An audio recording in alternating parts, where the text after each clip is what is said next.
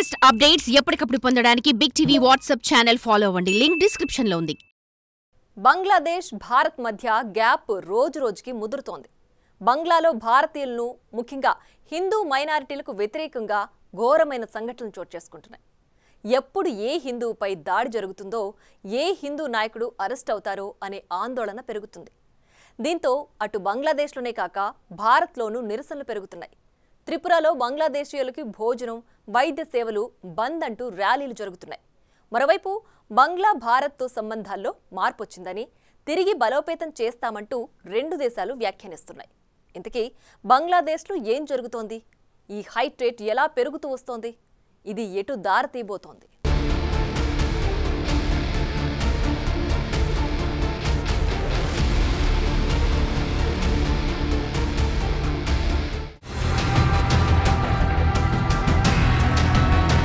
బంగ్లాదేశ్లో హిందువులే లక్ష్యంగా పెరుగుతోన్న దాడులు. భారతదేశంపై ద్వేషాన్ని రగిలిస్తోన్న అల్లరి మూకలు. తిలకం, కాషాయం కనిపిస్తే ఏమవుతుందో అని భయం. ఇస్కాన్ గురువులే కాదు, భారతీయ పర్యాటకులు కూడా టార్గెట్. ఒక్కో సంఘటన వెనుక జాతి విద్వేషమే కనిపిస్తోన్న వైనం. బంగ్లాదేశ్లో హిందువులపై దాడుల నేపథ్యంలో రెండు దేశాల్లోనూ ఆందోళనలు పెరుగుతున్నాయి. ఇటీవల బంగ్లాదేశ్లో ఇస్కాన్ టెంపుల్కు చెందిన గురువును పోలీసులు అరెస్టు చేయడంతో పరిస్థితులు మరింత దారుణంగా మారాయి. తరువాత మరో హిందూ గురువును కూడా అరెస్టు చేశారు. దీంతో అసలు బంగ్లాదేశ్లో తిలకం, కాషాయం వాడొద్దంటూ ఇస్కాన్ టెంపుల్ అక్కడి హిందువులకు సూచించే పరిస్థితి వచ్చింది. ఇటీవల భారత ఏజెంట్ అంటూ ఒక జర్నలిస్టుపై కూడా దాడి జరిగింది. బంగ్లాదేశ్కు వెళ్లే భారతీయ పర్యాటకులపై దాడులు జరుగుతున్నాయి. ఇటు భారత్లో కూడా ఇలాంటి హేట్రెడ్ కనిపిస్తోంది. త్రిపురలో బంగ్లాదేశానికి వ్యతిరేకంగా భారీ ర్యాలీ నిర్వహించారు. త్రిపురలో బంగ్లాదేశీయులకు భోజనం, వైద్య సేవలు నిరాకరించాలని నిరసనకారులు పిలుపునిచ్చారు. అగర్తలలోని బంగ్లాదేశ్ దౌత్య కార్యాలయాన్ని చుట్టుముట్టారు. ఇక త్రిపురలో జరుగుతున్న బంగ్లా వ్యతిరేక కార్యక్రమాలు వెస్ట్ బెంగాల్లో కూడా మొదలైతే పరిస్థితి మరింత అధ్వానంగా మారుతుందనటంలో సందేహం లేదు.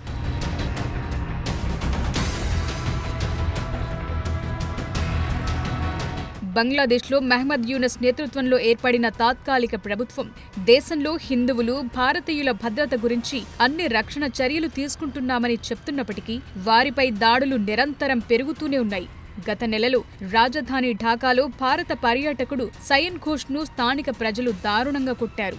దాడి అనంతరం తాను ఎఫ్ఐఆర్ నమోదు చేసేందుకు శ్యాంపూర్ పోలీస్ స్టేషన్కు చేరుకుంటే పోలీసులు చర్య తీసుకోకపోగా బంగ్లాదేశ్కు రావటానికి గల కారణాలేంటంటూ ప్రశ్నించడం ప్రారంభించారని బాధితుడు ఘోష్ ఆరోపించారు.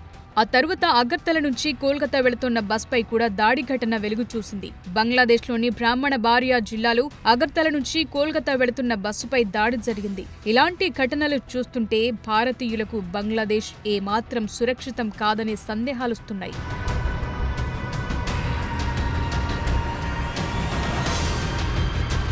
నవంబర్ 30న ప్రముఖ హిందూ మహిళా జర్నలిస్టుపై బంగ్లాదేశ్లో దాడి జరిగింది. బంగ్లాదేశ్ను భారత్లో భాగం చేసేందుకు ప్రయత్నిస్తున్నారంటూ ఆరోపిస్తూ బంగ్లాదేశ్ సీనియర్ జర్నలిస్ట్ మున్ని సాహాను అల్లరి గుంపు ఢాకాలో చుట్టుముట్టింది. సాహా ఒక భారతీయ ఏజెంట్ అని, మాజీ ప్రధాని షేక్ హసీనాకు మద్దతుదారంటూ ఆమెను చుట్టుముట్టారు. ఆమెపై దుర్భాషలాడుతూ దాడి చేసేందుకు ప్రయత్నించారు. చుట్టుపక్కల జనాలు మహిళా జర్నలిస్టుకు వ్యతిరేకంగా నినాదాలు చేశారు. తరువాత ఆమెను పోలీసులు తేజ్గావ్ పోలీస్ స్టేషన్కు తీసుకెళ్లినట్టు తెలుస్తోంది. దీంతో ఆమెను అరెస్టు చేసినట్లు వార్తలు వెలువడ్డాయి. అయితే ఆమెను అరెస్టు చేయలేదని తరువాతి రోజు బంగ్లాదేశ్ పోలీసులు వివరణ ఇచ్చారు. కాగా సాహాను వేధించిన వ్యక్తులపై ఎలాంటి చర్యలు తీసుకోకపోవటం పలు అనుమానాలకు తావిస్తోంది. వైరల్ గా మారిన ఈ దాడి వీడియోలు 57 మంది ప్రాణాలు బలిగొన్న బంగ్లాదేశ్ రైఫిల్స్ తిరుగుబాటుకు సంబంధించి ఆమె ప్రజలను తప్పుదారి పట్టించిందంటూ ఆరోపణలు వినిపిస్తున్నాయి.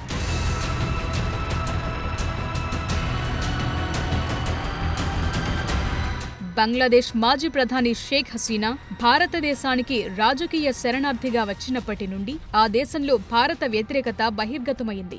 ఆమెను భారత్ శరణార్థిగా కాకుండా రాజకీయ శరణార్థిగానే ప్రకటించిన బంగ్లాదేశ్ నేతలు మాత్రం ఆమెను తమ దేశానికి అప్పగించాలని డిమాండ్ చేస్తూ వచ్చారు. అక్కడ కొన్ని వర్గాలను రెచ్చగొట్టి భారత్కు వ్యతిరేకంగా నిరసనలు పొరిగొల్పటానికి తరచూ ప్రయత్నిస్తూనే ఉన్నారు. ఇస్కాన్ గురువు చిన్మయ్ కృష్ణదాస్ ను దేశద్రోహిగా ప్రకటించడం దగ్గర నుండి ఈ వివాదాలు మరింత తీవ్రమయ్యాయి.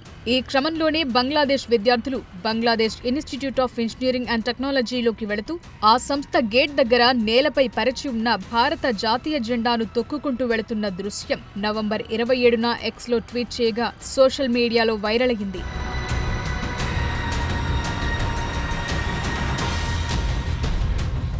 మరోవైపు భారతదేశానికి చెందిన టీవీ ఛానళ్లపై నిషేధం విధించాలని కోరుతూ అక్కడి హైకోర్టులో పిటిషన్ దాఖలయ్యింది. బంగ్లాదేశ్లోని సుప్రీంకోర్టు న్యాయవాది ఈ పిటిషన్ వేసినట్లు తెలుస్తోంది. భారత టీవీ ఛానళ్లు బంగ్లాదేశ్కు వ్యతిరేకంగా ప్రచారం చేస్తున్నాయని సదరు పిటిషన్లో పేర్కొన్నారు. ఈ దుష్ప్రచారం వల్ల రెండు దేశాల మధ్య సంబంధాలు దెబ్బతినే అవకాశముందని కూడా ఆందోళన వ్యక్తం చేశారు.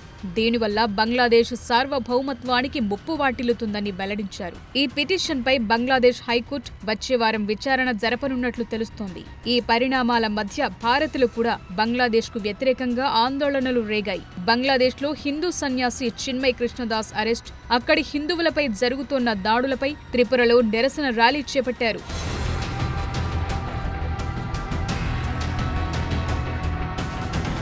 త్రిపుర రాజధాని అగర్తలాలోని బంగ్లాదేశ్ అసిస్టెంట్ కమిషన్ వద్ద డిసెంబర్ 1న ఈ నిరసన ప్రదర్శన నిర్వహించారు. బంగ్లాదేశ్లో హిందువులపై వరుస దాడులకు వ్యతిరేకంగా నినాదాలు చేశారు. ఈ సందర్భంగా సుమారు 50 మంది నిరసనకారులు బంగ్లాదేశ్ ఎంబసీ ప్రాంగణంలోకి దూసుకెళ్లినట్టు తెలుస్తోంది.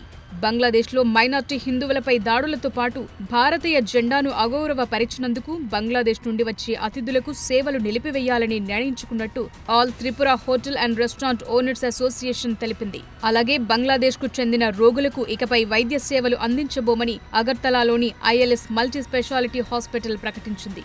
బంగ్లాదేశ్ పౌరులకు సేవలను నిలిపివేయాలని అభ్యర్థిస్తూ స్థానిక సంస్థలు చేసిన ర్యాలీ తర్వాత ఈ ప్రకటన వచ్చింది. కోల్కతాలోని మానిక్టాలా ప్రాంతంలోని జేఎన్ రే అనే మరో హాస్పిటల్ కూడా ఇలాంటి నిర్ణయమే తీసుకుంది. బంగ్లాదేశ్ రోగులకు చికిత్సను నిరవధికంగా నిలిపివేస్తున్నట్లు వెల్లడించింది.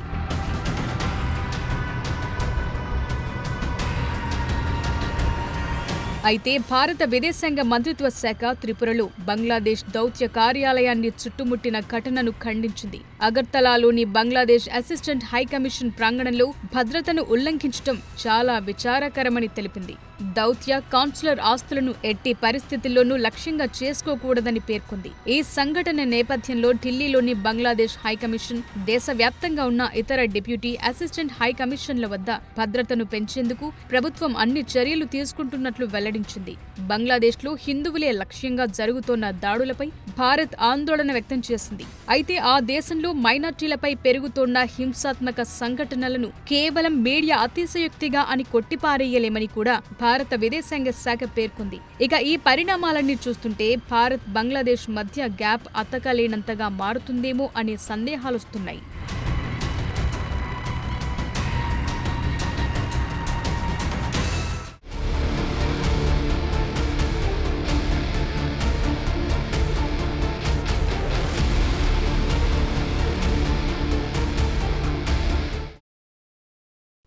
ఇటీవల భారత్ బంగ్లా విదేశీ శాఖల మంత్రులు కలిసి బాగానే మాట్లాడుకున్నారు.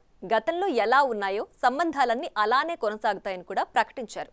కానీ క్షేత్రస్థాయిలో పరిస్థితులు మాత్రం దానికి భిన్నంగా కనిపిస్తున్నాయి. భారత్ను వ్యతిరేకించే చైనా పాకిస్తాన్ లాగా డ్రామాలు చేస్తోంది. గతంలో ఎప్పుడూ లేని విధంగా పాక్ నుంచి భారీగా ఆయుధాలు కొనుగోలు చేస్తోంది. భారత్ వ్యతిరేక బంగ్లా పార్టీలు త్వరలో చైనాకు వెళ్లనున్నారు.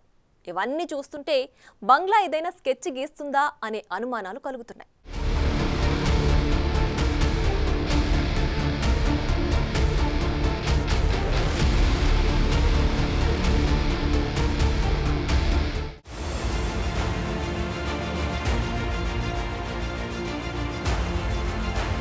బంగ్లాదేశ్లో హిందువులపై జరుగుతున్న అకృత్యాలను పరిష్కరించడానికి బంగ్లాదేశ్లో శాంతి పరిరక్షణ మిషన్లో ఐక్యరాజ్యసమితి పాల్గొనాలని పశ్చిమ బెంగాల్ సీఎం మమతా బెనర్జీ తాజాగా కేంద్రాన్ని కోరారు. పశ్చిమ బెంగాల్లోని బాధిత బంగ్లాదేశీయులకు ఆశ్రయం కల్పించాలని కూడా ఇటీవల సీఎం మమతా బెనర్జీ కేంద్రానికి విజ్ఞప్తి పంపగా ఆ ఆమోదం పెండింగ్ లో ఉంది.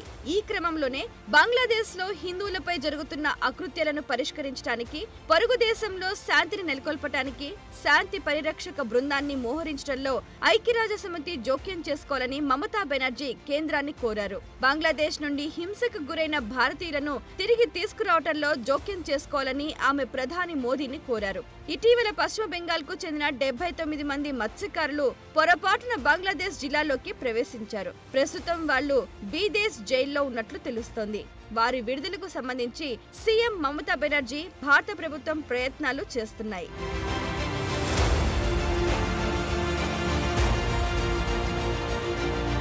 మరోవైపు బంగ్లాదేశ్లో పరిస్థితులు అల్లకల్లోలంగా మారటంతో అక్కడున్న మైనార్టీ కమ్యూనిటీలు భారతదేశంలోకి ప్రవేశించడానికి ప్రయత్నిస్తున్నారు. అయితే ఇది మరిన్ని ఇబ్బందులకు దారితీస్తుందనే కారణంతో ఆధునిక టెక్నాలజీ, అదనపు భద్రతా చర్యలతో బీఎస్ఎఫ్ దళాలు ఈ చొరబాట్లను ఆపుతోంది. రాష్ట్ర ప్రభుత్వ సహకారంతో ఉత్తర బెంగాల్లో సరిహద్దు ఫెన్సింగ్ కూడా పూర్తవుతోంది. ఈ క్రమంలో మరింత మెరుగైన భద్రత అందించడానికి థర్మల్ కెమెరాలు, నైట్ విజన్ కెమెరాలు, డ్రోన్లు, ఎంట్రీ పాయింట్ల వద్ద బయోమెట్రిక్ మెషిన్లు కూడా ఏర్పాటు చేసినట్లు తెలుస్తోంది. సరిహద్దు భద్రతను పెంచారు. అదనపు సైనికుల్ని కూడా మోహరించారు. అంతర్జాతీయ సరిహద్దు భద్రతా చట్టాలకు అనుగుణంగా చర్యలు తీసుకుంటున్నారు. ఉత్తర బెంగాల్లోని 8 జిల్లాల్లో దాదాపు 1937 కిలోమీటర్ల మేర ఇండో బంగ్లాదేశ్ సరిహద్దు బార్డర్ సెక్యూరిటీ నిఘాలో ఉంది.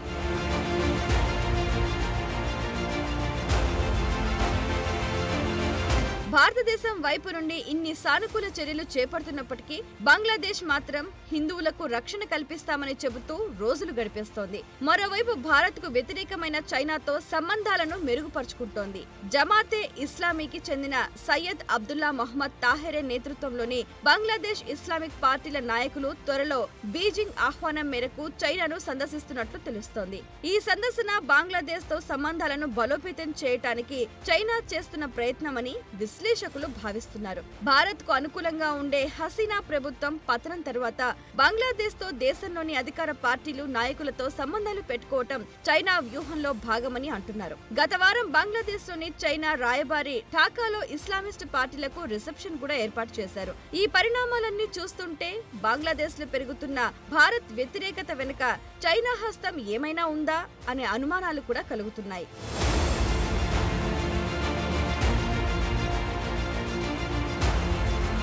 అయితే బంగ్లాలోని రాడికల్ ఇస్లామిస్ట్ గ్రూపులే ఈ పరిణామానికి ప్రధాన కారణమని భారత్ భావిస్తోంది. ఇటీవల భారత విదేశాంగ మంత్రి ఎస్ జైశంకర్ బంగ్లాదేశ్ విదేశీ వ్యవహారాల సలహాదారు తౌహీద్ హుస్సేన్ తో సమావేశమయ్యారు. 2 దేశాల మధ్య ద్వైపాక్షిక సంబంధాలపై చర్చలు జరిగాయి. ఈ సందర్భంగా హసీనా ప్రభుత్వం పతనం తర్వాత బంగ్లాదేశ్ లోని రాడికల్స్ లో భారత వ్యతిరేక భావాలు పెరుగుతున్నాయనే అంశం కూడా చర్చకు వచ్చినట్లు తెలుస్తోంది. అయితే దీనిపై బంగ్లా విదేశాంగ మంత్రి తౌహీద్ మాట్లాడుతూ హసీనా నిష్క్రమణ తర్వాత దేశ పరిపాలనలో ఏర్పడిన శూన్యతతో ఉద్రిక్తతలు పెరిగాయని, వాటిని హిందూ వ్యతిరేక చర్యలుగా పేర్కొనటం తప్పుదోవ పట్టించడమే అవుతుందంటూ సమర్థించుకున్నారు. ఇలాంటి పరిస్థితుల మధ్య 2 దేశాలు పెంచుకుంటున్న 4000 కిలోమీటర్ల కంటే ఎక్కువ భూ సరిహద్దు, బంగాళాఖాతంలో సముద్ర సరిహద్దుల్లో భవిష్యత్తుపై చర్చలు జరుగుతున్నాయి.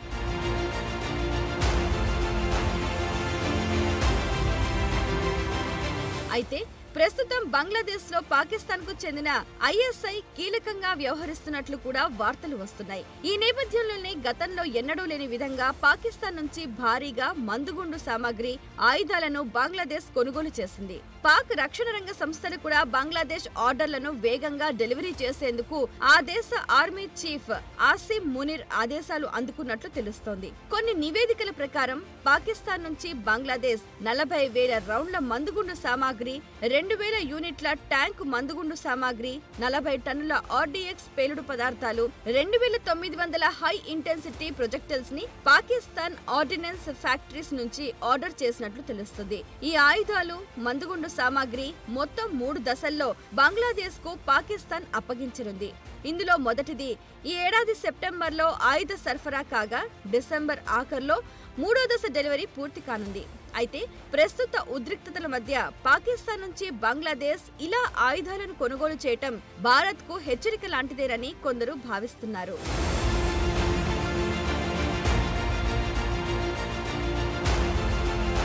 భారత్ బంగ్లాదేశ్ మధ్య యుద్ధ వాతావరణానికి అవకాశం లేకపోయినప్పటికీ చుట్టూ ఉన్న పరిస్థితుల వల్ల చాలా అనుమానాలు వస్తున్నాయి. అందుకే దీనికి తగ్గట్టే భారత్ కూడా స్పందించాల్సిన అవసరాన్ని కొందరు సూచిస్తున్నారు. భారత్ యునెస్కో స్పష్టమైన సందేశాన్ని పంపాలని, భారత వ్యతిరేక చర్యలు ఇలాగే కొనసాగితే తీవ్రమైన పరిణామాలు ఉంటాయనే హెచ్చరికలు చేయాలనే డిమాండ్ పెరుగుతోంది. అంతర్జాతీయ సమాజం నుండి కూడా బంగ్లాదేశ్ పై ఒత్తిడి తెచ్చే విధంగా భారత్ చర్యలు తీసుకోవాలని, అమెరికా నుండి ప్రపంచ ప్రజాస్వామ్య దేశాలు బంగ్లాదేశ్ లోని పరిస్థితిపై స్పందించడానికి వేదిక ఏర్పాటు చేయాలని కూడా భారత ప్రభుత్వాన్ని కొందరు కోరుతున్నారు. ఇక ఇటీవల దసరాకు ముందు బంగ్లాదేశ్ భారత్ కు ఎగుమతి చేసే చేపలను ఎలా ఆపేసిందో, అలాగే భారత్ కూడా వ్యాపార పరంగా బంగ్లాదేశ్ పై ఒత్తిడి పెరిగే చర్యలతో కట్టడి చేయాల్సిన అవసరాన్ని గుర్తు చేస్తున్నారు. అయితే ప్రస్తుతం ప్రపంచంలో ఉన్న ఉద్రిక్తతల నేపథ్యంలో ఇలాంటి చర్యలు మరో తీవ్రమైన సమస్యను తీసుకొస్తుందనే అనుమానాలు కూడా లేకపోలేదు. మరి బంగ్లా భారత్ మధ్య ఈ పరిస్థితి ఎటు దారితీస్తుందో వేచి చూడాలి.